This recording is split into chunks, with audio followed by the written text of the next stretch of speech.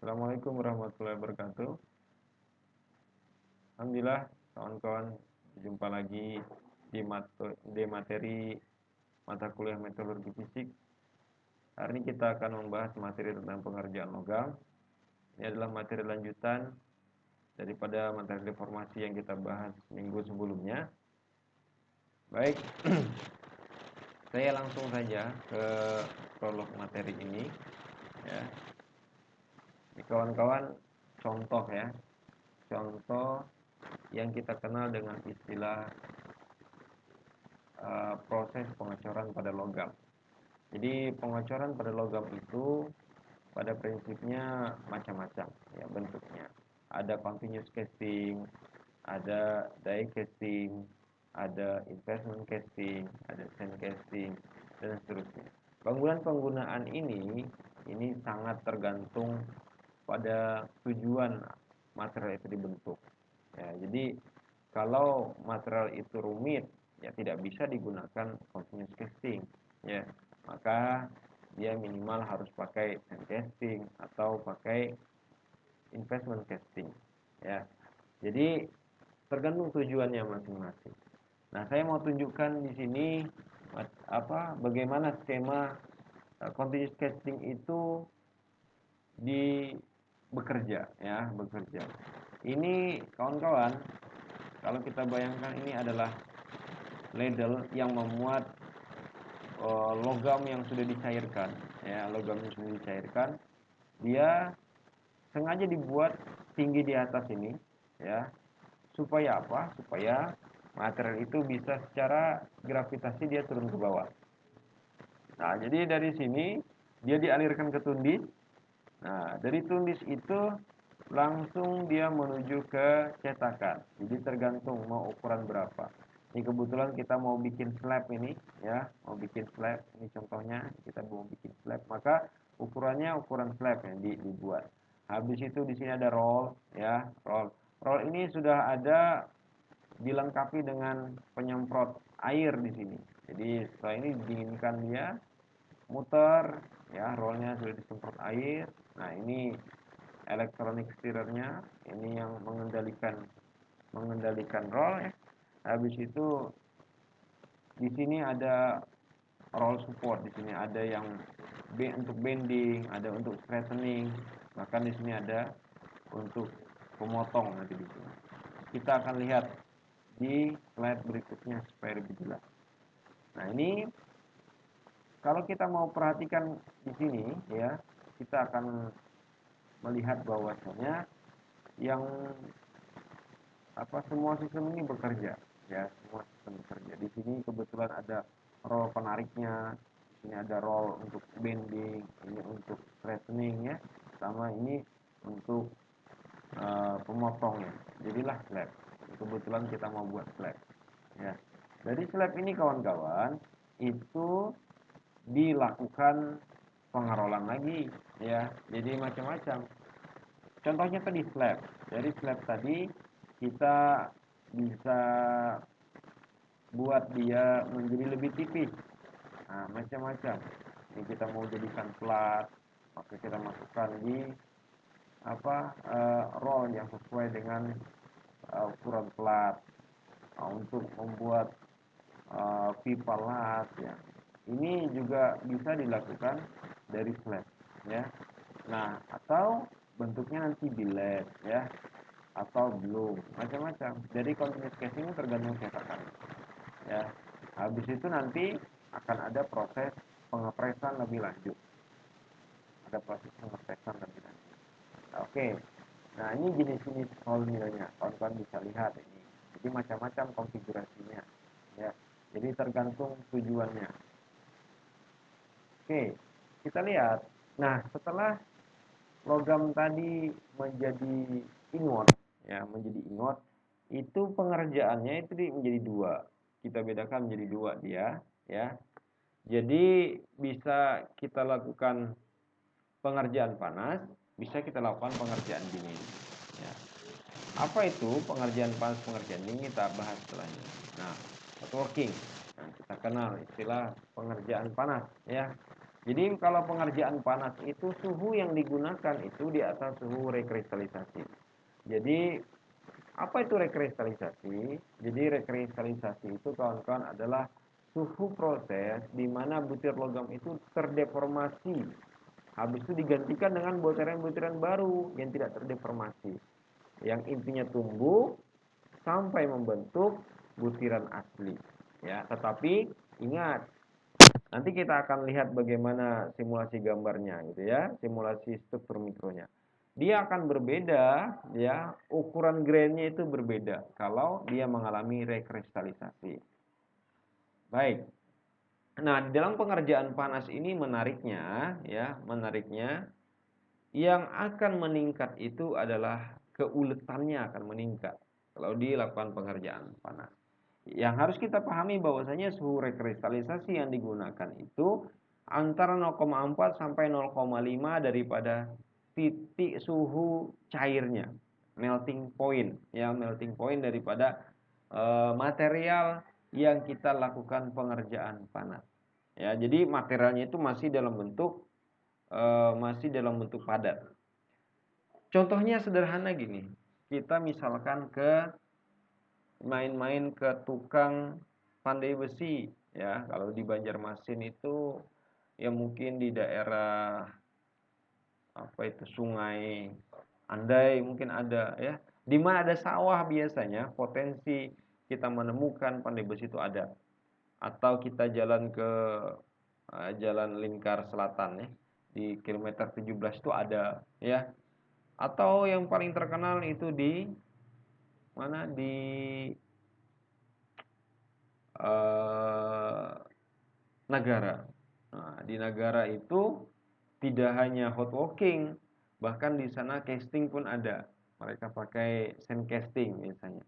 Kalau di Nagara itu eh, aluminium bekas ya, itu mereka cairkan, mereka cetak menjadi sendok, dicetak menjadi wajan dan seterusnya. Ya, mereka pakai sand casting biasanya yang digunakan di tempat mereka itu. Ada juga kalau kita lihat lebih besar di Kalimantan Selatan ini di Musuh Indo, mereka juga pakai ada sand casting, ada investment casting ya mereka pakai. Nah, tergantung. Kalau di sana untuk di negara itu mereka pakai suhu yang agak rendah karena mereka pakai aluminium ya. Aluminium jadi suhunya tidak terlalu tinggi. Tapi kalau yang di Musuh Indo ini mereka pakai baja. Ya, jadi suhunya lebih tinggi dibandingkan suhu yang diperlukan di kawan-kawan di negara sana. Oke. Nah, bagaimana sifat logam pada suhu tinggi itu? Nah, jadi kita mulai start daripada proses pemanasan benda kerja ya, sebelum dan saat deformasi. Jadi kita harus ingat bahwasanya hot working ini benda kerjanya itu dipanaskan sambil kita lakukan deformasi. Kita berikan gaya dari luar. Ya, yang terjadi apa? Dengan adanya pemanasan ini, maka yang terbentuk adalah perbaikan sifat mikro, ya. Sifat mikro itu menjadi lebih baik. Nah, jadi contohnya itu pada hasil coran itu biasanya terdapat cacat segresi. Nah, jadi cacat segresi itu dia tidak homogennya komposisi kimia. Nah, jadi ada struktur pilar juga. Cacat rongga juga bisa terjadi. Nah, di mana dengan adanya proses pemanasan itu keadaan-keadaan ini dia menjadi lebih baik kualitasnya. Ketika segresi itu dipanasi, maka terjadi proses difusi. Itu akan menjadi lebih mudah. Nah, ini misalnya contoh ya struktur pilar kita panasi. Maka akan ada terjadi proses difusi yang menjadi lebih mudah. Sehingga apa yang terjadi? Komposisi kimianya itu menjadi homogen. Ya. Nah, jadi ini kawan-kawan bisa lihat ini skemanya. Jadi ini ada struktur pilar, kalau kita panasi, maka butiran-butirannya itu akan menjadi halus. Sehingga nanti yang terbentuk adalah cacat rongga. Lalu kita panaskan, lalu kita beri tekanan tinggi. maka yang terjadi adalah dengan adanya hot walking proses itu akan menutup cacat, rongga, bahkan menghilangkannya. Jadi sehingga apa?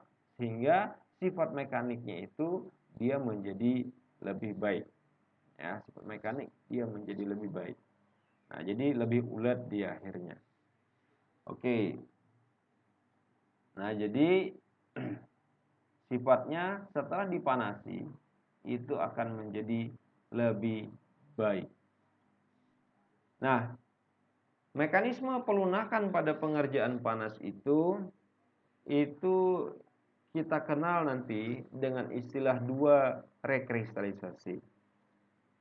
Pada suhu tinggi ya, pada suhu tinggi ini dia akan terdapat 2 jenis rekristalisasi. Pertama adalah dynamic rekristalisasi, di mana terjadi dinamik rekristalisasi ini pada suhu tinggi itu dia terbentuk pada saat proses deformasi itu sudah terbentuk. Habis itu yang berikutnya terjadi statik rekristalisasi. Ya, di mana terjadi setelah proses deformasi.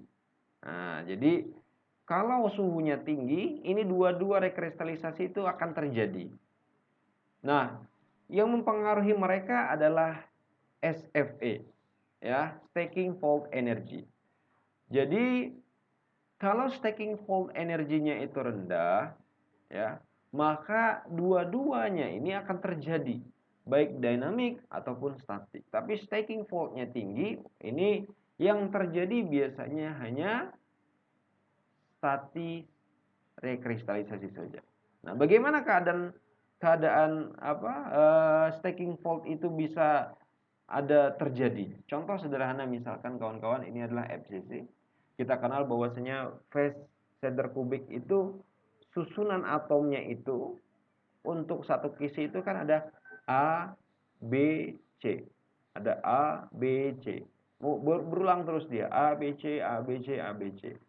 Nah, stacking fault itu terjadi kalau misalkan susunannya tadi misalnya A, B, C, sedangkan kisi berikutnya tidak membentuk A, B, C, tapi misalnya A, C, A misalnya. A, C, A, C, B. Nah, ini yang menyebabkan dia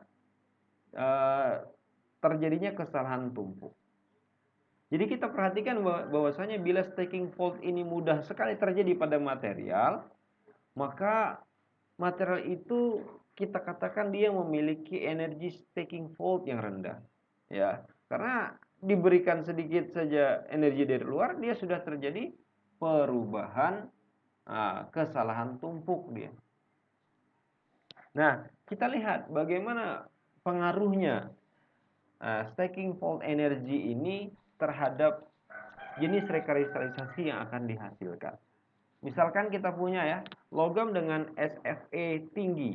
Artinya tadi kalau dia punya SFE tinggi, dia jarang sekali terjadi stacking fault ya.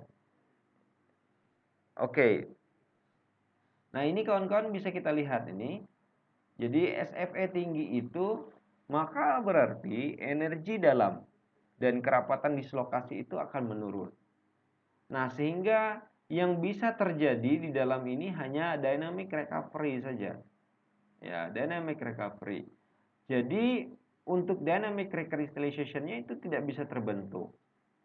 Nah, ini kalau SFE tinggi, hanya terbentuk dynamic recovery, habis itu dia keluar daripada cetakan, ya. Dia melunak, baru di sini terbentuk inti-inti baru. Inti barunya mulai tumbuh. Nah, baru terakhir di sini hanya terjadi statik rekristalisasi saja. Ya. Oke. Ini terjadi contohnya pada aluminium. Sekarang kita lihat bagaimana keadaan terjadi jika untuk material dengan SFE yang rendah. Kalau SFE-nya rendah, maka di bagian sebelum sebelum deformasi ini terjadi, maka sudah ada yang disebut sebagai dynamic recrystallization. Ya. Nah, jadi kalau kita lihat ya, dengan SFE yang rendah kawan-kawan ya, energi dalam dan kerapatan dislokasi itu dia akan meningkat. Nah, habis itu dengan energi dorong RAM itu cukup memancing adanya rekristalisasi yang kita sebut sebagai dynamic recrystallization. Keluar dia setelah terdeformasi, maka dynamic recrystallization ini masih ada hingga terbentuk pula static rekristalisasi. Jadi untuk SFE yang rendah itu kita bisa memperhatikan ya, bisa memperhatikan ada dua jenis rekristalisasi yang akan terjadi. Oke. Nah, ini juga kita kalau mau melihat secara lebih jelas ya, bagaimana proses itu terjadi. Ini dari ingot ya, dari ingot. Habis itu setelah dipanaskan kembali, maka grain-grainnya ini dia menjadi lebih halus. Grainnya menjadi lebih halus. Habis itu di sini dilakukan deformasi. Grainnya ini menjadi memanjang ya. Habis itu terbentuklah grain-grain baru ya, grain-grain baru tumbuh dia. Lalu setelah tumbuh terjadilah rekristalisasi. Nah, setelah rekristalisasinya komplit, kita bisa membayangkan bentuknya itu mirip ya. Cuma ukurannya dia jauh lebih kecil. Nah, ini ya yang terjadi. Baik, sekarang kita lihat. Tadi kita bicara tentang pengerjaan panas. Sekarang kita bicara pengerjaan dingin. Ya, bicara pengerjaan dingin. Nah, bedanya kalau pengerjaan dingin ini kawan-kawan, ya, pengerjaan dingin ini biasanya material itu keuletannya itu dia menjadi turun. Nah, kekerasannya itu menjadi meningkat, kekuatannya juga meningkat, tapi keuletannya itu dia menurun. Maka bagaimana cara menanggulangi ini? Materialnya kan jadi rapuh setelah dilakukan pengerjaan dingin ini. Maka yang dilakukan adalah material ini harus dilakukan anil dulu. Jadi dipanaskan di atas suhu rekristalisasinya. Tapi tidak ditekan lagi, tidak ya. Jadi setelah dilakukan deformasi ya pada suhu di bawah rekristalisasi itu, jadi kekerasannya naik, kekuatannya naik, tetapi dia menjadi rapuh. Nah, untuk menanggulangi rapuhnya ini, maka dia harus dilakukan anil lagi ya, anil. Jadi kita panaskan di atas suhu rekristalisasinya. Nah, supaya mengembalikan keuletan daripada material ya.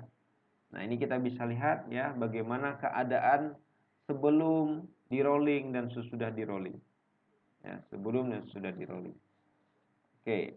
Nah, efeknya. Nah, kita lihat nih. Setelah kita panaskan tadi, setelah kita panaskan, jadi material yang sudah terbentuk kita panaskan, maka kawan-kawan bisa melihat nih bahwasanya yang turun itu adalah tensile strength-nya turun. Tetapi ductility-nya itu menjadi meningkat. Ya. Kenapa bisa terjadi kayak gitu? Karena material tadi yang setelah kita tekan, ya, setelah kita lakukan deformasi, begitu kita panaskan di suhu anil itu, kita berikan temperatur anil, maka pertama dia mengalami terjadinya recovery dulu. Terjadi recovery, habis itu baru terjadi rekristalisasi. Ya, seperti halnya kita tahu tadi, rekristalisasi, kristal-kristal barunya tumbuh. Ya, kristal-kristal barunya tumbuh. Nah, setelah itu, setelah tumbuh kristal baru, kalau waktu ini suhu ini terus dipertahankan, maka akan terjadi grain growth. Tapi ingat, grain growth itu dia tidak akan meningkatkan ductility lagi. Nah, maka grain growth itu biasanya tidak terlalu tidak boleh terlalu lama, ya, tidak boleh terlalu lama. Jadi harapannya grain growth ini tadi menutup porositas pori-pori yang ada di saat pembentukan, ya. Nah, kalau kita perhatikan ini, nah kalau di saat pengerjaan dingin itu kawan-kawan, ini di saat pengerjaan dingin, ya. Kalau di saat pengerjaan dingin itu dilakukan, maka elongasi itu akan turun, ya, saat pengerjaan dingin itu. Habis itu reduksi area juga menurun jelas, ya kan? Nah, tapi dia punya tensile strength yang tinggi, yield strength yang tinggi, ya. Tetapi hanya saja tadi kekurangannya itu tidak ulet. Maka harus dilakukan tahap berikutnya adalah anil, ya. Oke. Ya, ini sifat di saat terjadi pengerjaan dingin. Tapi ini efek yang kita lakukan setelah pengerjaan dingin terjadi, lalu kita treatment dia dengan cara melakukan anil, ya. Anil. Kita panaskan lagi di atas suhu rekristalisasinya. Oke. Nah, jadi ini keadaan pemanasan selama pengerjaan dingin. Ya, jadi kita bisa lihat mengulang cerita yang tadi, bahwasanya di saat dia recovery itu yang turun adalah internal strength-nya turun, ya. Di saat rekristalisasi strength-nya juga turun. Tetapi harus diingat adalah ductility-nya meningkat. Tetapi di saat grain growth ini butirnya yang tumbuh, ya, butirnya yang tumbuh. Oke.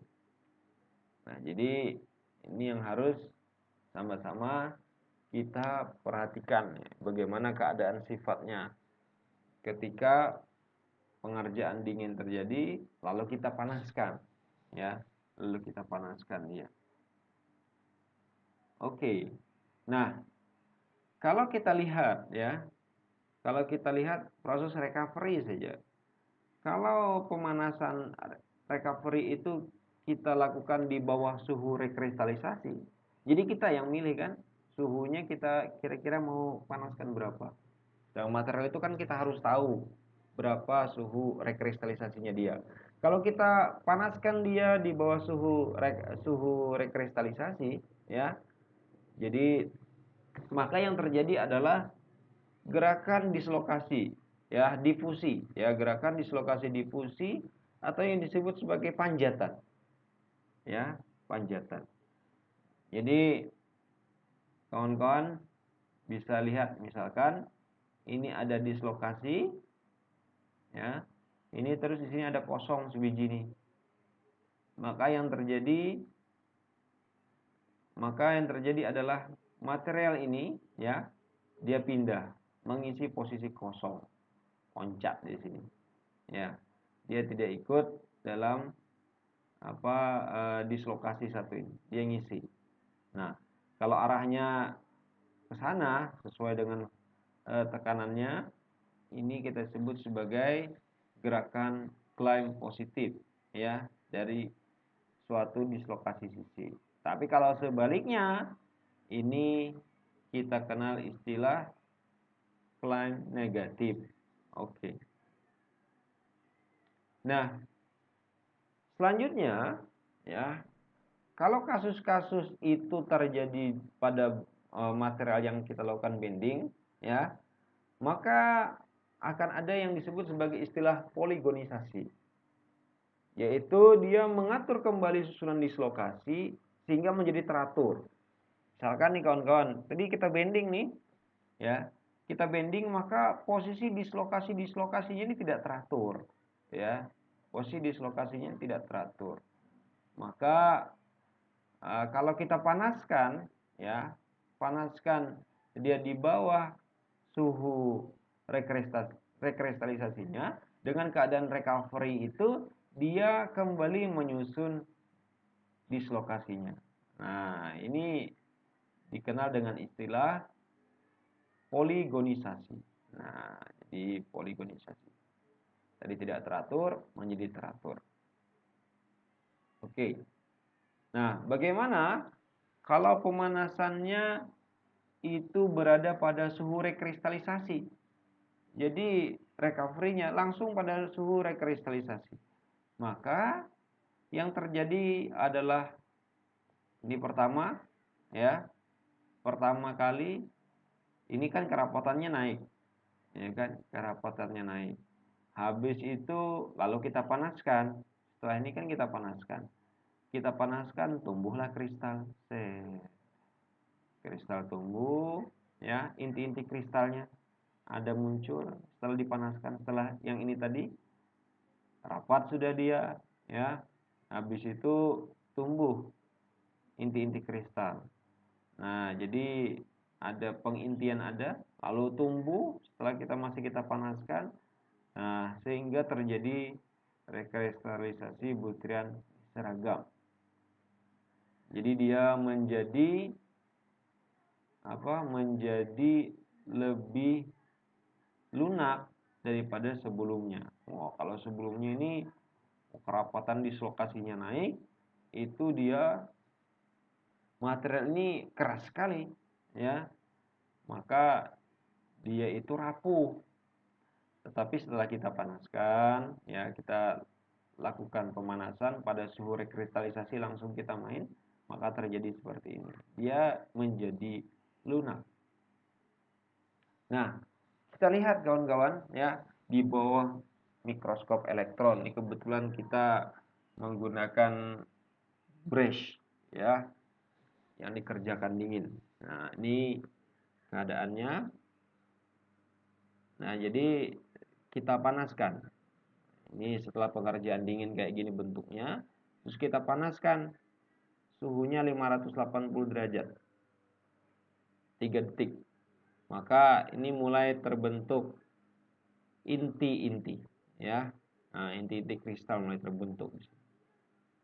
Oke, setelah itu setelah 4 detik, sudah tumbuh inti-intinya. Nah, setelah 8 detik, sudah terjadi rekristalisasi. Nih. Homogen sudah itu, ya. Nah, yang setelah 8 detik tadi kalau dibiarkan sampai 15 menit, maka kristal-kristalnya ini menyatu. Dia akan tumbuh. Ya. Dia akan tumbuh. Oke. Nah, gambarannya kayak gini. Ya, perubahan butir dengan rekristalisasi. Ini tadi deformasi dingin kayak gini. Kita panaskan, maka tumbuh butir, tumbuh benih-benih di sini.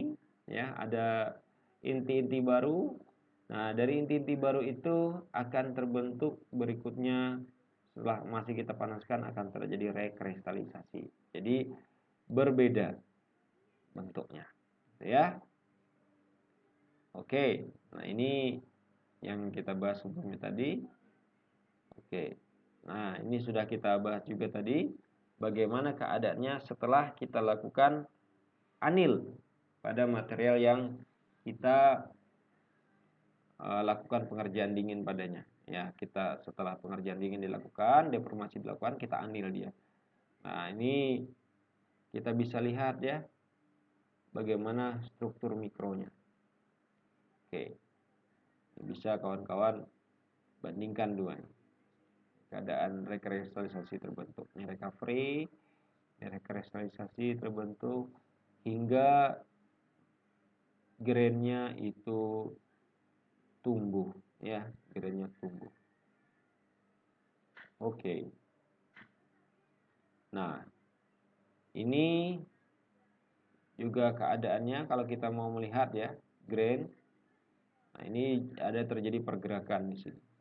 Nah, jadi dia menyatu satu dengan yang lain. Jadi dia butir itu dia bergerak menuju pusat kelengkungan, ya. Jadi pusat kelengkungan yang dia gerakan. Ini ya, di pusat kelengkungan, dicari pusat kelengkungan di mana. Oke. Nah, kita lihat skemanya ini. Ini ada dua buah grain. Ya, dia berbeda arah kristal.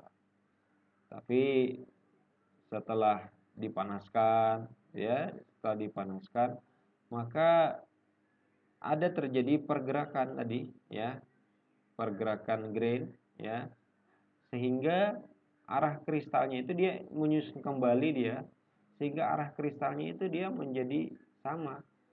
Nah, oke. Karena kita tak tahu tadi bahwasanya dia bergerak menuju ke pusat kelengkungan, akhirnya ini bergerak naik, ya. Ini juga bergerak naik, maka terbentuk menjadi gambar seperti ini.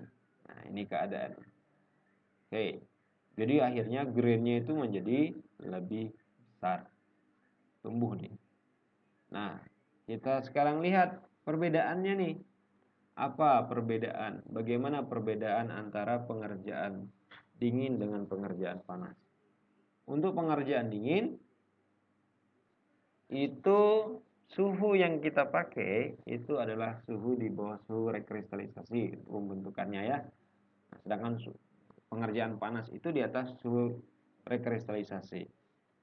Nah, untuk pengerjaan dingin itu kita perlu gaya yang lebih besar untuk membentuk sebuah material ya, material logam. Tapi untuk pengerjaan panas itu gaya yang kita perlukan itu jauh lebih rendah. Di pengerjaan panas itu terjadi perubahan sifat mekaniknya kecil. Keuletan dia meningkat. Habis itu ketahanan impact juga meningkat. Tapi untuk pengerjaan dingin ya, itu keuletan itu menjadi turun dia. Tetapi kekuatan mekanik dan kekerasannya dia meningkat. Nah, sehingga apa? Sehingga supaya ini bisa dibentuk nanti, maka ini perlu step lagi, yaitu dengan cara anil, ya, dianil. Sehingga kembali terbentuk recovery, rekristalisasi, dan muncul lagi grainnya akan kembali tumbuh. Oke, ini mungkin materi dari saya. Terima kasih atas perhatiannya ya. Jika ada pertanyaan silahkan kirimkan di WhatsApp atau tulis di kolom komentar. Selamat belajar. Assalamualaikum warahmatullahi wabarakatuh.